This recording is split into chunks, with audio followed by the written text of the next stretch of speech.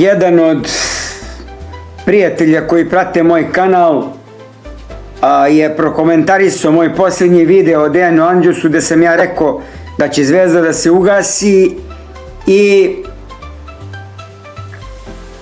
on je na tom komentaru napisao: Zvezda da se ugasi možeš samo da sanjaš. Pretpostavljam da je dečko mislio da sam ja zlurad i da ja želim da se ugasi Zvezda. Pa ajde da malo popričamo o tome. Ali pre nego što krenemo na video, lajkujte, komentarišite, podelite, subscribeujte se, pa vežite se, polećemo. Ovako. Znači, taj dečko je napravio taj komentar, koji je jedan običan komentar, ništa specijalno, ništa stvarno loše. Ne mislim, hvala mu na komentaru i sve to, ali želim samo da razjasnim neke stvari. Ljudi misle da sam zlurad kad kažem da će Zvezda da se ugasi. Nisam ja zlurad, nego ja samo govorim o matematici i istoriji. Istorijski je dokazano da svi klubovi koji su bili minjelici režima i diktatura, oni su se na kraju ili ugasili ili su prestali da postoje na taj način kako su postojali. A sad ću to da potkrepim i nekim činjenicama. Pogledajte pa da vidimo šta će da se desi.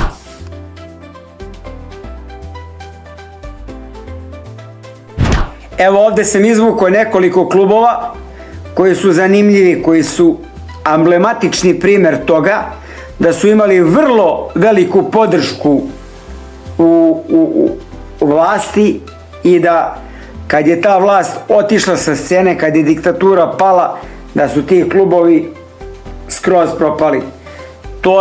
Nije to da su oni propali što je neko hteo da propadne, nego kad se neko veštački drži gore, kao drogeraš, kad dobije iglu u venu, on je jak, on je pametan, sve bolje vidi, sve bolje zna, sve bolje rezonuje, ali čim nema te igle, on pada u bunar. Sad gledajte ovo. Prvo da kažemo BFS Dinamo, Berlinski Dinamo, Stesi klub, 10 uzastopnih titula u DDR-u, znači to je istočna Nemačka, da znate. Za vas mlađe, Nemačka je bila podeljena posle Drugog svjetskog rata na zone, onda su zapadnjaci skupili te svoje zone u zapadnu Nemačku, a zona pod ruskim uticajem je ostala istočna Nemačka, Demokratska Deutsche Republik Nemačka, DDR. Znači, tu je postojao klub koji se zvao Dinamo Berlin. 10 titula je osvojio za redom. Zašto je bio mećan? Povezan sa Štazi, unutrašnjim organima i široka državna podrška. A gde je danas? Nakon ujedinjenja Nemačke izgubio je finansije i status, sad se bori u nižim ligama, regionalna, Oberliga, stepeni ispod Bundeslige kroz periode. Znači, 10 titula za redom, sad je u nekoj četvrtoj ligi. A zašto je bio prvi? Zato što je bio omiljeni klub Štazija. Štaziz je njihova udba, tajna policija, mani, ucenjivanja vamo tamo, čim nema mani, buć. Pa dalje, Dukla Prag. Dukla koja je bila veliki tim, svetski tim. Zašto je bio moćan? Bio je klub oružanih snaga Čehoslovačke, sistemska selekcija igrača iz cijele armije, 11 titula u SFRJ ČSR periodu. Gde je danas? Posle transformacije i privatizacije izgubio je snagu, promenio se kroz fuzije i padove i danas više nije dominantna sila iz perioda armije. Znači, Dukla iz Praga. Pa je sad ovo. Vitorija Bukurešti, klub Ministarstva unutrašnjih poslova. Zašto je bio moćan? Državna podrška tokom Čaušeskove ere, uloženo uzdizanje u 80. godinama, gdje je danas klub je praktično ugašen odmah posle revolucije 1989. 1990. izbrsan iz vrha rumunskog fudbala. Ajmo dalje. FC neki Old Skorleti Bukurešt, diktatorov klub iz sela Čaušeskovog. Zašto je bio moćan? Direktna podrška politička, rodno mesto Nikolaja Čaušeskova, pomoć pri opstanku u ligi, gdje je danas nakon pada režima izgubio finansijsku političku podršku, izbačen iz najvišeg ranga i potonuo prema nižim amaterskim ligama. Da ne pričamo o prvaku Evrope Steaui iz Bukurešta, koja je isto tako bila donirana od strane Republike Rumunije, niko nije smeo da je pobedi i tako dalje, gde je sad nema je nigde i ne postoji. Karca Sijena, zato što je bio moćan, jedan od etabliranih klubova sa značajnim rezultatima u državnim sistemima sporta, gde je nadan decenija se muči u nižim nemačkim ligama i više nije vrhunski takmac kakav je bio u DDR eri i tako dalje. Viđev Lodz iz Poljske, mogu još da nabrajam. Znači, zašto su ti državni klubovi bili jaki? Pa zato što su imali podršku države, veštački uspon, pad režima, gubitak infrastrukture, pre svega finansijske, reorganizacija lige i privatizacija.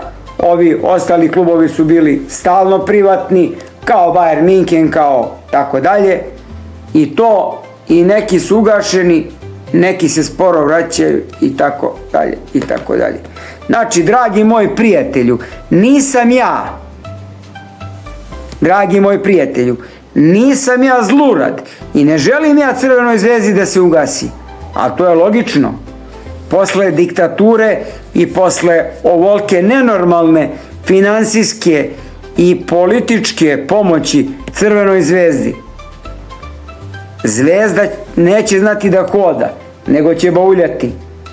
Imaće preveliko zaduženje, nema svoju omladinsku školu, neće moći kao Partizan da izvede 10 klinaca iz svoje omladinske škole koji će da igraju, jer nema.